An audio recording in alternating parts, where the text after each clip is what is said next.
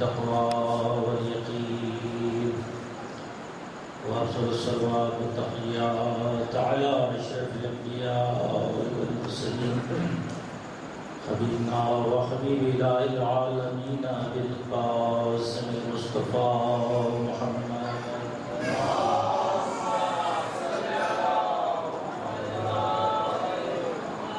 وعلى آله أمير المؤمنين يعصب الدين وقاتل البررة المتقين وقاتل الكفرة الفجرة وعلى صديقة الكبرى فاطمة الزهراء بزة خاتم النبيين وسيدة نساء العالمين وعلى الحسن والحسين سيد شباب أهل الجنة أجمعين وأبنائه المعصومين ولا سيما بقية الله في الأرضين روح وأرواح العالمين للدعاء بمقدمه الفداء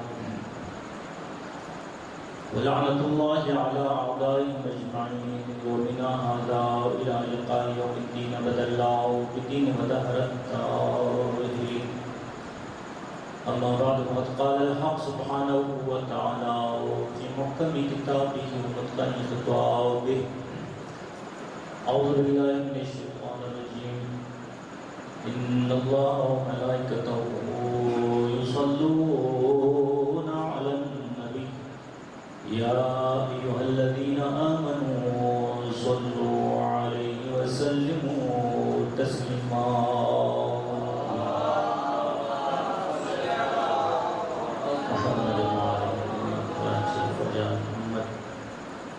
بارگاہ حدیث میں دعا ہے پروردگار عالم اس ذکر محمد اللہ پاک کو جو اس شریعت الحسین علیہ السلام کی مجالس میں بیان ہو کے اقتدار میں قبول مقبول فرمائے مالک کائنات ثانی زہرا السلام علیہ کی بظلمت کے صدقے میں تمام بیماروں کو ملتمسین کو حاضر میں جو بیماران نے سب کو شفا کل واجل عطا فرمائے مولد تمام خود دار مادی دنیا کی سکون و پروردگار سب کو اپنی حص و مان فرمائے بانیان مجالس اس قدیر کے بزرگان اور اپنی مقبولین عزاداران سب کو اس کے بارے سے شہداء نصیب فرمائے ظاہرین کربلا کے سفر کو بھی خطر فرمائے ہم سب کو بھی کربلا پاک کی زیارت نصیب فرمائے حجت حق امام کی ظہور میں تاج عطا فرمائے دن نبی واحد بلند الصلوات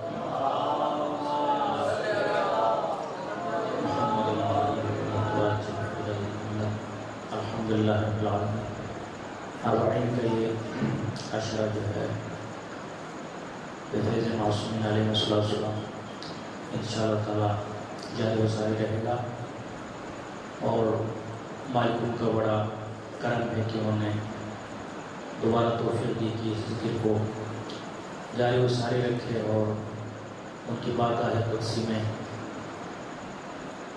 عقیرانہ اور جناب عالی کمظرف اپنی طرف سے جملے اور الفاظ بیان کرے قبول تنزیل عز و شرف صلوات صلی اللہ علیہ وسلم موضوع گفتگو آئے صلوات کے بارے میں ہے عزیزان گرامی کچھ اذکار اور کچھ عبادات بندوں سے متعلق ہے اور یہ اذکار بندے ہی کرتے ہیں کچھ عبادات ٹوٹل عبادات میں سے کثرت عبادت کا تعلق مخلوقات سے ہے تسبیح ہو گئی تحلیل ہو گئی ذکر تبجیل اور نماز اور روزے اور دیگر فروعات دینیہ ان تمام کے مکلف بندے ہیں انہیں بندے ہی کو انجام دیتے ہیں اور کچھ اذکار ایسے ہیں جسے رب العالمین انجام دیتا ہے کچھ اذکار اور اوراد ہیں جسے مخلوق انجام دیتے ہیں اور کچھ اذکار اوراد ہیں جسے خالق انجام دیتا ہے تو ان اذکار میں جو مخلوق انجام دیتا ہے اور اس ذکر یا اذکار میں جو خالق انجام دیتا ہے فضیلت کے میزان میں اگر ان کو تولا جائے مقام فضیلت میں اگر ان کو تولا جائے ان کا موازنہ کیا جائے تو اس میں بھی زمین و آسمان کا فرق ہے. مخلوق جو ذکر کرتا ہے اپنی حیثیت کے مطابق کرتا ہے، خالق جو ذکر کرتا ہے وہ اپنی حیثیت کے مطابق ذکر کرتا ہے.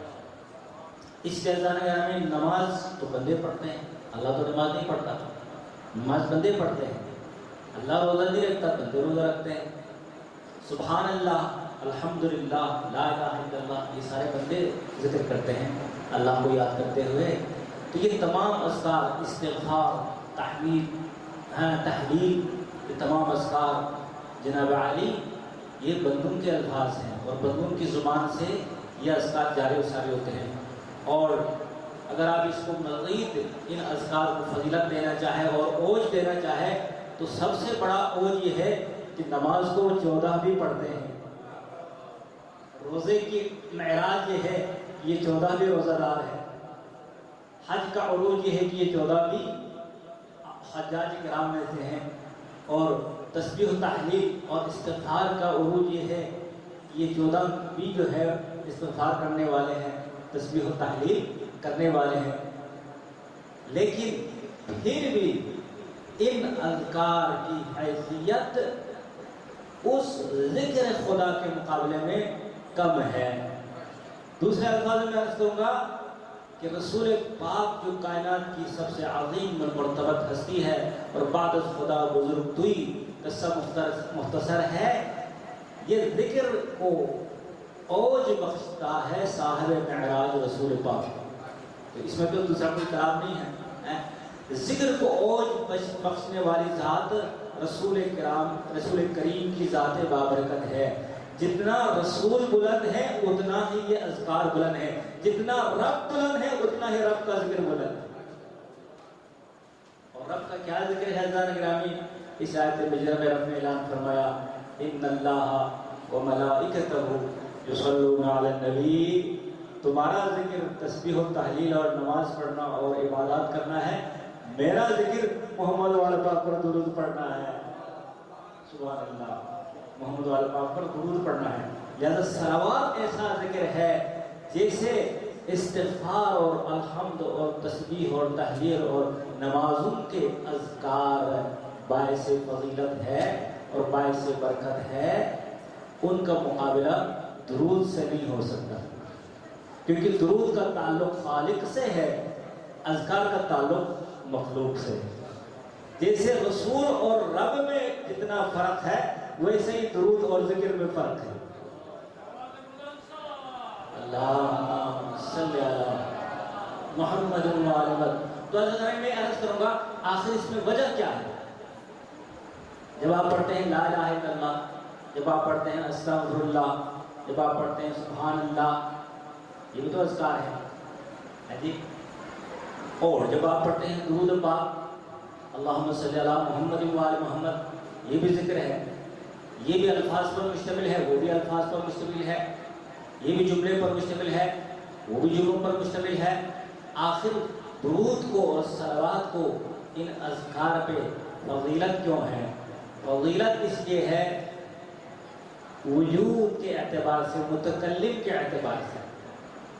متکلم کلام کرنے والا، گفتگو کرنے والا، ذاکر ذکر کرنے والا، مسبح تسبیح کرنے والا، محلل تحلیل لا الہ الا اللہ پڑھنے والا، تو جتنا اس کلام کا ایجاد کرنے والا، آسان الفاظ میں اس کلام کا، اس ذکر کا ایجاد کرنے والا بلند ہوگا اتنا ہی وہ ذکر بھی بلند ہوگا.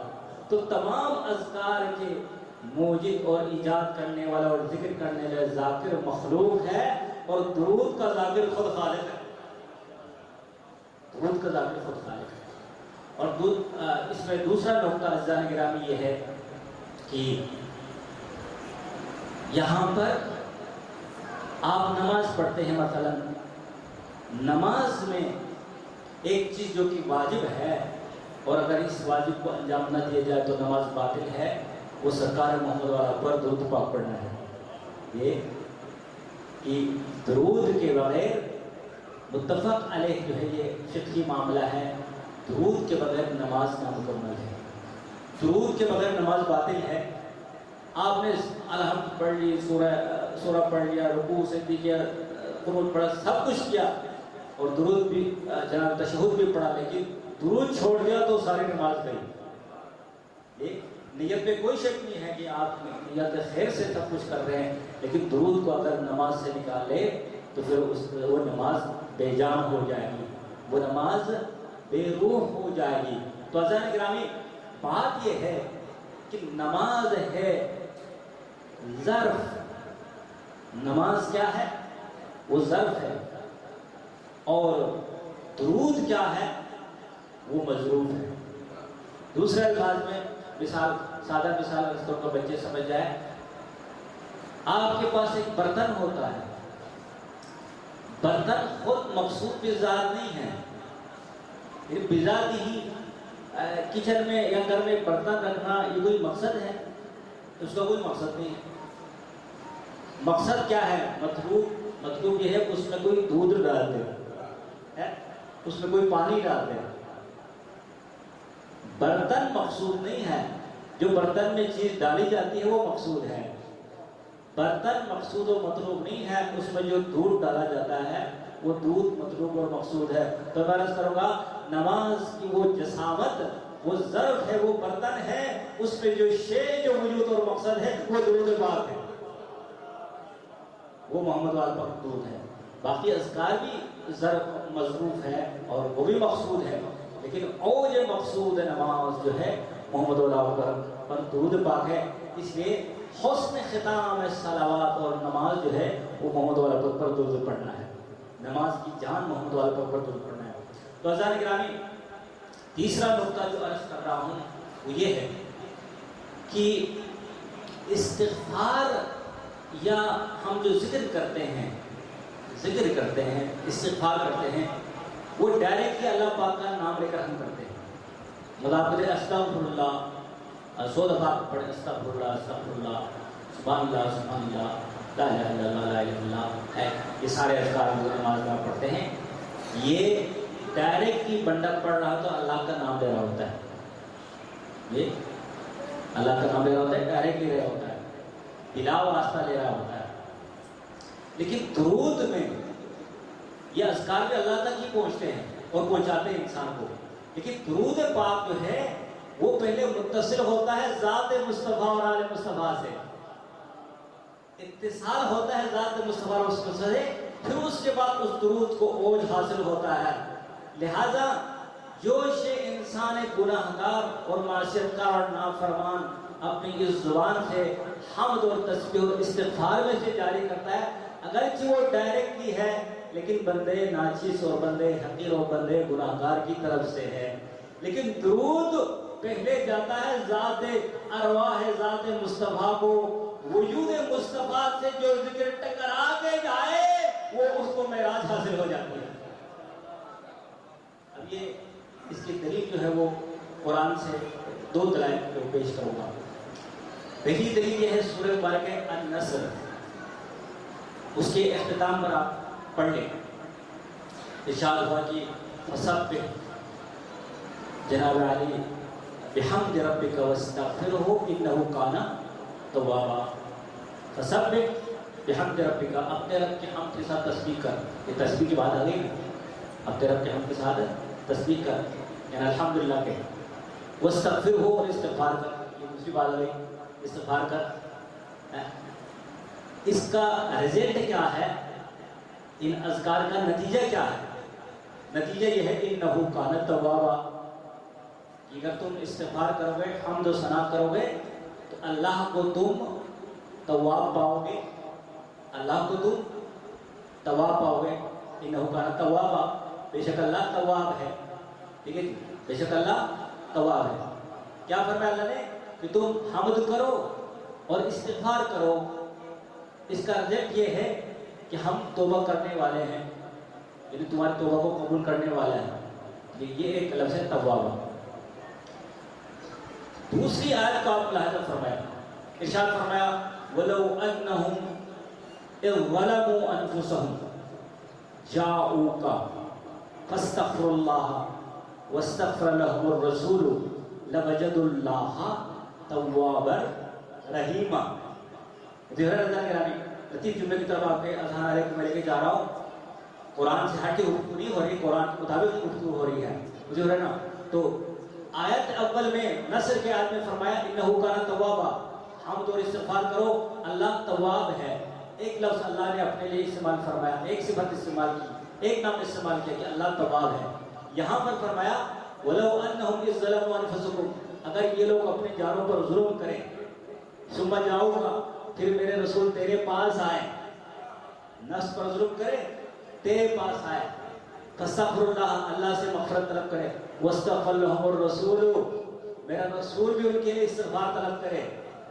یعنی وہاں ڈائریکٹ بندہ نماز میں پڑھ رہا ہے انہو کان توابا, فَسَبِّحْ بِحَمْدِ رَبِّكَ وَاسْتَغْفِرْهُ, وہاں ڈائریکٹ نماز میں یا عام حالت میں قرآن پڑھتے ہوئے استغفار اور حمد کر رہا ہے. تو اللہ فرما رہا ہے کہ اس استغفار اور حمد کا نتیجہ جو تم نے ڈائریکٹ کیا ہے یہ ہے کہ ہم تمہارے لیے تواب ہے, تمہارا توبہ قبول کرنے والا ہے. لیکن یہاں فرما رہا ہے کہ ظلم کرے اپنے جانوں پر, یہاں گناہ کا بھی تذکرہ ہے, وہاں گناہ کا تذکرہ نہیں ہے, یہاں گناہ کا بھی تذکرہ ہے.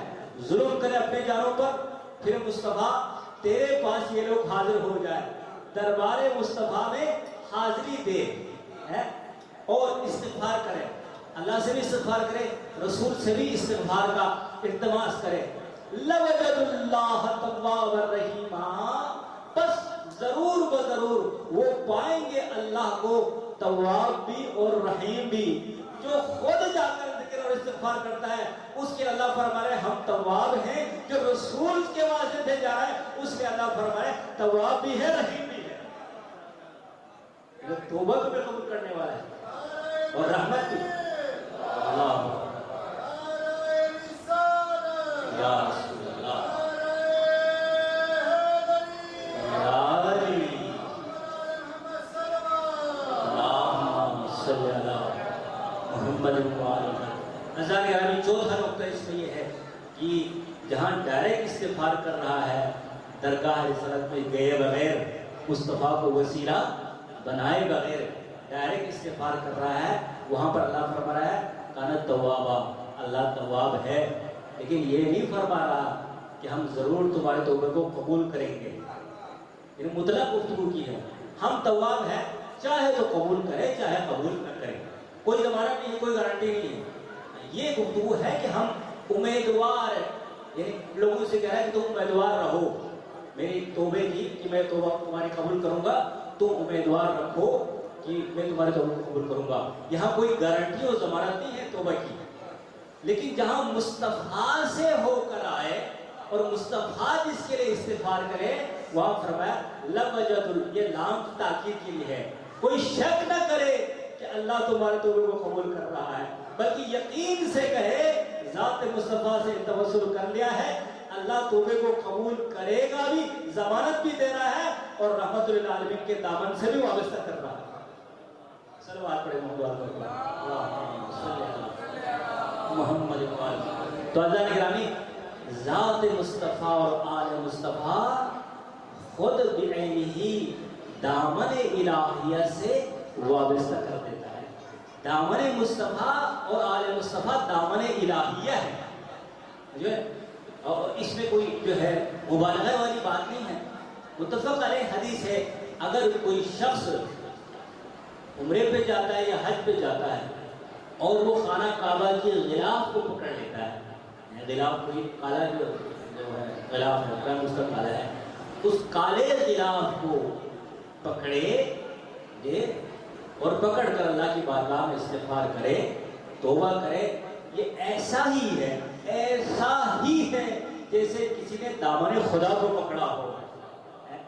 تو یہ جو کالی چادر ہے یہ تو ہر سال تبدیل ہوتی رہتی ہے, یہ اب ریشم کیا اس میں کچھ کاریاں کی بھی ہیں, بہت قیمتی ہے کپڑا, اس میں کوئی شک نہیں ہے, رنگ بھی اس کا کالا ہے.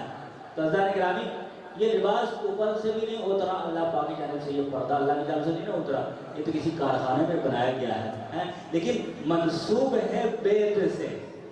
تو حضرات گرامی, جب بیت خدا سے منسوب ہو کر کالا پردہ اللہ کا لباس ہو سکتا ہے, اللہ کا دامن ہو سکتا ہے, تو بیت نبوت سے وابستہ ہو کر کالا علم کیوں منسوب نہیں ہو سکتا؟ جو ہے یہ سارے نسبتوں کی گفتگو ہے. دور کی ہی باتیں ہیں. لوجد اللہ توابا رحیما، تم ضرور بزرگ. ذات اہم ہے، ذات کو پکڑنا اہم ہے. اگر وجود کو ذات کو سمجھ جائے کہ حجت خدا کی ذات کتنی اہمیت کی حامل ہے، کتنی بابرکت ہے، کتنی باعظمت ہے، اگر ذات کو سمجھو گے، وجود مصطفیٰ علیہ مصطفیٰ معصوم کے وجود کو سمجھو گے اور معصوم سے ڈائریکٹ متصل ہو جاؤ گے، یہ ایسا ہی جیسے کہ اللہ سے ہی ڈائریکٹ متصل ہو گیا. لہذا یہ شرک کی باتیں کرتے ہیں یا غیر اللہ کی جو بات کرتے ہیں، یہ غیر اللہ کا سارا سلسلہ جو ہے وہ ٹھپ ہو جاتا ہے، سارا کاروبار بند ہو جاتا ہے اگر ہم یہ تسلیم کریں کہ دامن مصطفیٰ حقیقت میں دامن خدا ہے. جب کعبے کا پردہ دامن خدا ہو سکتا ہے تو نور الہی کے پنجتن پاک کیوں پردہ الہی نہیں ہو سکتا، دامن خدا نہیں ہو سکتا؟ تو عزیزان گرامی، وجود اور ذات فیض خدا کے سرچشمے ہیں. معصوم کا وجود، معصوم علیہ السلام کی ذات گرامی فیض خدا کے جاری کرنے کے ذخیرے اور وسیلے ہیں. آپ اس میں جو ہے وہ دوسری رائے نہیں ہے. حضرت عیسیٰ علیہ السلام جو ایک جزئی نبی، ان کی رسالت اور نبوت جزئی ہے، کلی نبی نہیں ہے، جزئی نبی ہے. اپنی قوم بنی اسرائیل کے لیے وہ نبی بن کر آئے ہیں. حضرت عیسیٰ کے بارے میں قرآن نے فرمایا کہ حضرت عیسیٰ علیہ السلام کے کچھ معجزات تھے. انی احیی الموتى، جناب علی باذن اللہ، کہ میں اللہ کی اذن سے مردے زندہ کرتا ہوں. ابرص الاکمہ والابرص، مبروز کو شفا دیتا ہوں، اور جناب علی کور شخص کو، نابینا شخص کو بینائی دیتا ہوں. مردے کو زندہ کر دیتا ہوں اذن خدا سے، نابینا کو بینائی دیتا ہوں اذن خدا سے، اور مبروز کو شفا دیتا ہوں اذن خدا. وما تدخرون فی بیوتکم، جو تم نے گھر میں چھپا کر رکھا ہوا ہے وہ چھپی ہوئی چیزوں کی بھی خبر دیتا ہوں اذن خدا سے دیتا ہوں.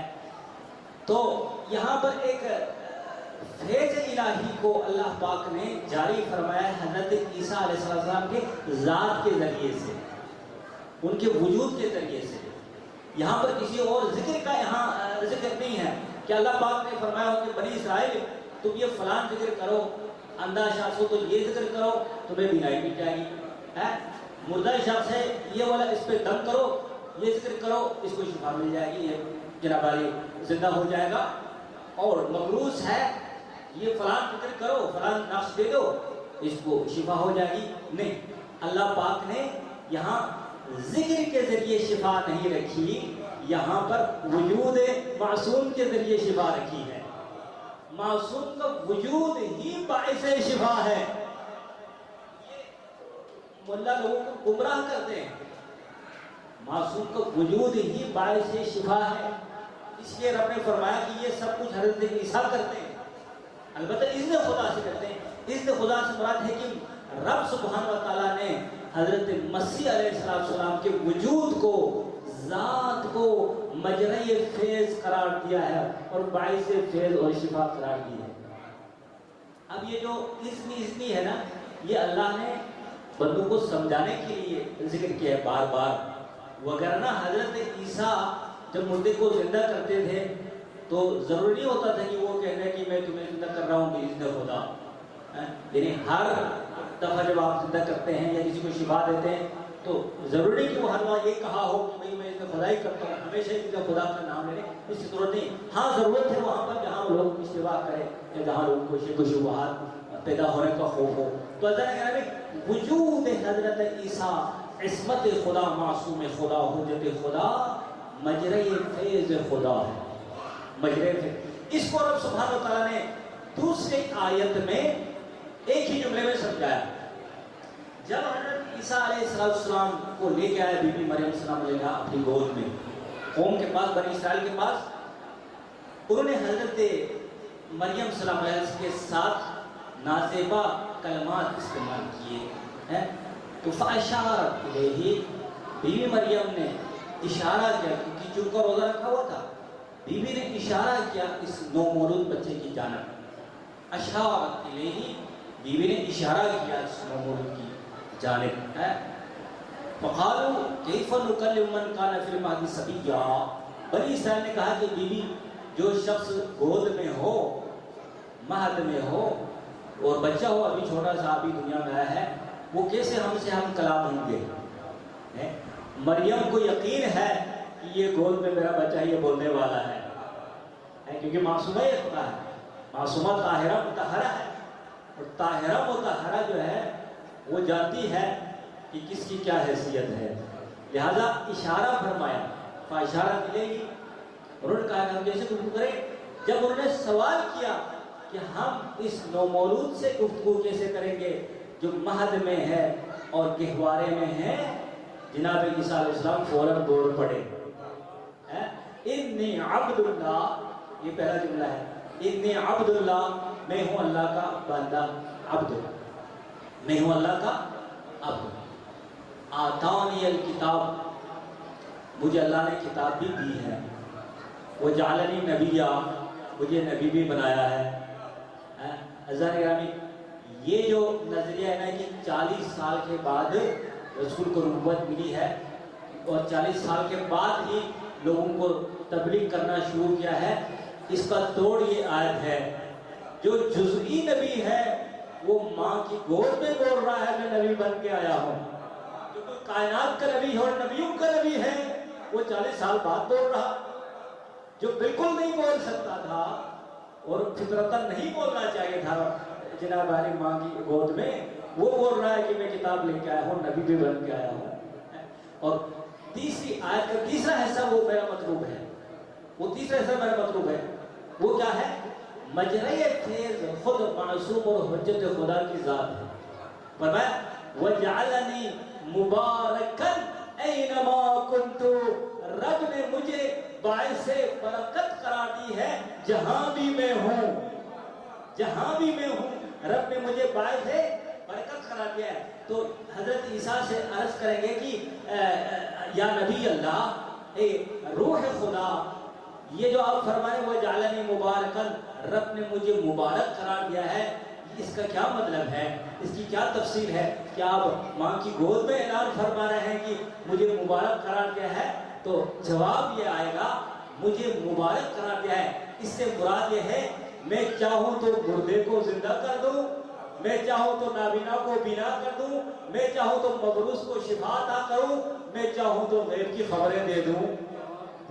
تو جو دامن جناب مریم سلام علیہ دامن معصومہ میں ہو کر یہ دعویٰ فرما رہا ہے رب نے مجھے مبارک قرار دیا ہے، اس مبارک سے مراد یہ ہے کہ میں جہاں جاؤں میں باعث برکت ہوں، ماں کی گود میں ہوں باعث برکت ہوں، گھر میں ہوں باعث برکت ہوں، کوہ و بیابان میں ہوں باعث برکت ہوں، مسجد و محراب میں ہوں باعث برکت ہوں، گلی محلے میں ہوں باعث برکت ہوں، اگر عرش پہ بھی ہوں تو باعث برکت ہوں۔ باعث برکت اس لیے کہ میں انتظار میں ہوں اس مہدی دوران کے اور رسول کے اس آخری بیٹے کے، جب رسول کا آخری بیٹا آئے گا میں آسمان سے زمین پہ اتروں گا اور رسول کے آخری بیٹے کے پیچھے اور ان کے قدموں کے ساتھ اپنا سر رکھ کے کائنات کو یہ بتاؤں گا کہ سجدہ جس کے پیچھے ہو سکتا ہے وہ حجت خدا ہوتا ہے اور کلمہ اسی کا جاری و ساری ہوتا ہے۔ ارے جس رسول کے آخری فرزند کے پیچھے عیسیٰ سر جھکا رہا ہو اس کا پہلا خلیفہ کیسا ہوگا؟ صلوات پڑھوں گا صلی اللہ محمد المالک وجعلنی مبارکن، مجھے رب نے مبارک قرار دیا، باعث برکت، یعنی وجود حضرت عیسیٰ علیہ السلام، ذات حضرت عیسیٰ علیہ السلام خود باعث برکت ہے، ان سے برکتیں خود بخود صادر ہو جاتی ہیں، وہ اللہ نے ان کو بنایا ہی برکت کے لیے ہے۔ تو عزیزان گرامی، اگر تاریخ میں یہ آیا ہے کہ کوئی فرشتہ تھا جو ہزارہا سال سے معذب تھا، اللہ کی بارگاہ سے راندہ ہوا تھا اور عذاب میں مبتلا تھا، اور اس نے سنا کہ مصطفیٰ کے گھر میں ایک ایسا نومولود آیا ہے کہ اس کے صدقے میں اس کو مبارکبادی دینے جاؤں گا، اس کے صدقے میں مجھے شفا ملے گی، اور فطرس آتا ہے زمین پر اور دامن جناب سیدہ سلام علیہ کے نزدیک جا کر حسین ابن علی جو ابھی نومولود ہے ان کے مہد سے اور پنگوڑے سے اور جونے سے اپنے آپ کو مس کر دیتا ہے اور شفا لے کے جاتا ہے. تو میں عرض کروں گا جس طرح عیسیٰ ماں کی گود میں مبارک اور برکت کا باعث ہے، تو جب عیسیٰ مریم صغریٰ کی دامن میں باعث برکت ہے تو حسین مریم کبریٰ کی دامن میں. تو عزیزان گرامی، معصوم کا وجود ہی باعث فیض ہے. معصوم سے اتصال رکھو گے تو فیض خود بخود پہنچتا جائے گا. فیض الہی کا مجرا، فیض الہی کا سرچشمہ معصوم کی ہستی ہے. تو عزیزان گرامی، آج آپ کی زحمات کا خطاب کرتے ہیں اور یاد کرتے ہیں کربلا والوں کو اور ان معصوم اور پاکیزہ ہستیوں کو جنہوں نے کربلا میں ایسا کردار پیش کیا، ایسی قربانی پیش کی کہ کربلا مجرائے فیض خدا ہے. کربلا دنیا و آخرت کو فیض پہنچا رہا ہے، وہ کربلا والوں کے صدقے میں. جو مقام عصمت پر فائز کربلا میں ہستیاں تھیں وہ تو تھی ہی، لیکن کچھ خواتین نے اور صنف نازک نے ایسا کردار کربلا میں اور کربلا کے واقعے میں پیش کیا ہے کہ ان کے کردار سے عصمت کی بو آتی ہے، خوشبو آتی ہے، عصمت کی جھلک آتی ہے. اور واقعی اس میں کوئی شک نہیں ہے، عصمت کے دامن میں جو پروردہ ہے اور ان سے فیض جنہوں نے پایا ہے ان کا کردار بھی معصومانہ لگتا ہے. ان معزز اور مکرم خواتین میں ایک ماں ہے جس کا نام ہے جناب رباب سلام اللہ علیہ. جناب رباب کا تعلق ہاشمیوں سے نہیں تھی، جب ان کا تعلق ہاشمیوں سے نہیں تھی. وہ عرب کے ایک مشہور سردار کی بیٹی تھی، عمر القیس کی بیٹی تھی، سردار کی بیٹی تھی. تو جو سردار کی اولاد ہوتی ہے ان کے کردار میں سرداری ہوتی ہے، ان کے کردار سے سردار کی خوشبو آتی ہے، سردار کے کردار کی خوشبو آتی ہے. اس لیے رسول ذاکر کے ساتھ سیدہ فاطمہ السلام علیہ کی بہو نے وہ کردار ادا کیا ہے کہ کربلا آسمان معرفت پر چمک رہا ہے آفتاب ماہتاب کی طرح، ان میں ان بیویوں کی قربانی شامل ہے. عزیزو، کربلا میں ان خواتین میں جنہوں نے اپنا سب وجود حجت خدا پر فدا کیا، آل رسول پر فدا کیا، ان میں یہ بیوی جناب رباب سلام علیہ ہے. اور روایت میں عرض کروں گا کہ 11 محرم الحرام کو جب کوفے کی طرف روانگی کا منظر پیش کیا ہے مقتل نے، تو یہ مقتل میں موجود ہے کہ جناب رباب سلام علیہ ناقہ سے زمین کربلا پہ آئی ہے اور سب سے پہلا سوال یہ کیا ہے مخدر اولیاء سے کہ ثانی زہرا یہ تو مجھے بتا تیرے بھائی حسین کا جنازہ کہاں، کیونکہ میں اپنے آقا کے جنازے کو کچھ گفتگو کرنا چاہتی ہوں، کچھ ان سے میں اپنی مصیبت کا دکھ کا اظہار کرنا چاہتی ہوں. میں حسین کو اکبر کا پرسہ دینا چاہتی ہوں، میں علی اصغر کا پرسہ دینا چاہتی ہوں، میں حسین کو ان کے بھائیوں کا پرسہ دینا چاہتا ہوں. ایک دفعہ اشارت الیہ، بی بی سلام علیہ نے اشارہ کیا، یہ ہے میرے ماں جائے حسین کا لاشا. کہتے ہیں کہ بی بی رباب سلام اللہ علیہ نے 7 دفعہ میرے مولا حسین کے ناش پر چکر لگایا. 7 مرتبہ چکر کاٹنے کے بعد ایک دفعہ زین العابدین سے کہا، بیٹے زین العابدین یہ تو بتا تیرے بابا کے جنازے سے کوئی ایسا جگہ موجود ہے جہاں پر میں بوسہ دے سکوں، میں تبرک کر سکوں. ایک دفعہ سید نے سر جھکایا اور کہا کہ ماں اب میں آپ کو کیا جواب دے سکتا ہوں، آپ جو بابا سے گفتگو کرنا چاہے وہ گفتگو آپ فرما سکتی ہیں. بی بی سلام علیہ نے 2 وعدے کیے حسین ابن علی سے. پہلا وعدہ یہ تھا کہ سردار میں جا رہا ہوں تیرے جنازے سے، تیرے جنازے کی یہ حالت مجھ سے دیکھی نہیں جاتی. ہاں میں تجھ سے وعدہ کرتی ہوں جب تک زندہ رہو گی ٹھنڈا پانی نہیں پیوں گی، کیونکہ مجھے پتا ہے کہ تو پیاسا مارا گیا ہے. اور دوسرا وعدہ رباب کا یہ ہے کہ مولا جب تک زندہ رہوں گی تیرا جنازہ دھوپ میں پڑا ہوا، جب تک میں زندہ رہوں گی میں سائے میں زندگی نہیں بسر کروں گی، میں دھوپ میں رہوں گی. بس ادادارو، یہ بی بی سلام علیہ اتنی مظلومہ ہے کہ کربلا سے لے کر کوفہ تک، کوفہ سے لے کر شام تک علی اصغر کا سر سامنے ہے اور اصغر کا قاتل کبھی سامنے آ کر بی بی کے سامنے مسکراتا تھا اور ماں کو اذیتیں دیتا تھا. بس ادادارو، بی بی سلام علیہ جب شام سے واپس آئی ہے نا سفر ہجرت تمام کر کے تو کربلا میں دوبارہ آئی ہے اور دوبارہ حسین پاک کے مرکز پہ اپنے آپ کو گرا دیا ہے. جب سارے اسرا تیار ہو گئے مدینے کی طرف جانے کو، ایک اسیرہ تھی جو قبر حسین سے لپٹی ہوئی تھی.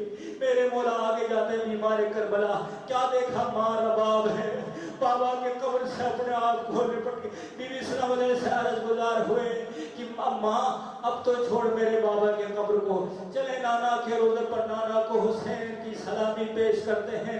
ایک دفعہ کہا بیمار سے، بیٹے زین العابدین تمہارا تو رشتہ موجود ہے مدینہ میں، میرے دو رشتے تھے سیدوں سے، ایک میرے بیٹا علی اصغر تھا جو کربلا میں سویا ہوا، ایک میری بیٹی سکینہ ہے جو شام کے زندان میں پڑی ہوئی ہے. میرا کوئی رشتہ سیدوں سے نہیں رہا، میرے پاس یہ قبر سید شہداء کی موجود ہے. میں قیامت تک قبر کی مجاور بن کے یہاں پہ رہوں گی. بس ازادہ رہو. آخری جملہ یہ ہے، آئی ہے مدینے میں نا تو یہ بی بی سلام علیہ کبھی سائے میں نہیں بیٹھی. جب دھوپ چڑھتی تھی تو دھوپ میں چلی جاتی تھی اور اپنے آقا و مولا کو روتی تھی، زہرا کے مظلوم لال کو روتی تھی. جب آخری ایام آئے تو ایک دفعہ بی بی زینب سلام علیہ گئی، کہا رباب اب تو بس کر لینا، اب تمہاری کمزوری اتنی چھا گئی ہے اور ناتوانی اتنی ہو گئی ہے کہ اب آ جا سائے میں. ایک دفعہ عرض گزار ہوئے کہ رسول کی بیٹی میں نے اپنے حسین سے وعدہ کیا ہے، بس مجھے آپ یہ صبر کی توفیق دیں اور کچھ ٹائم مہلت دے دے، میں دھوپ میں ہی اپنی جان آفرین کے سپرد کر دوں. بی بی واپس آئی اور کہا بیٹے بیمار سے کہ بیمار جا اور اپنی اماں کو سائے میں لے کر آئے. بیمار کربلا گئے نا تو کیا دیکھا، انا للہ و انا الیہ راجعون، حسین پر رونے والی ایک عزادار اور ایک ماتمی دنیا سے رخصت ہو گئی ہے. ایک دفعہ ماں کو سینے سے لگایا، کیا دیکھا ماں نے سینے کے ساتھ اصغر کا خون آلود کلتہ لگا کے رکھا ہوا ہے. ایک دفعہ چیخ نکل گئی زین العابدین کی، کربل کی طرف خطاب کرتے ہوئے کہا بابا مجھے افسوس ہے تیرے بیٹے علی اصغر کا، جس کی ماں نے اصغر کو اتنا یاد رکھا ہے، اپنی روح عالم آفرین کے سپرد کر دی ہے، لیکن اپنے شیش ماں کے اصغر کو سینے سے لگایا ہو. اللہ رحمت اللہ علیہ اسے عالم الذین ظلموا علی محمد ایوم انقلبی انقلبوا للہ و انا الیہ راجعون.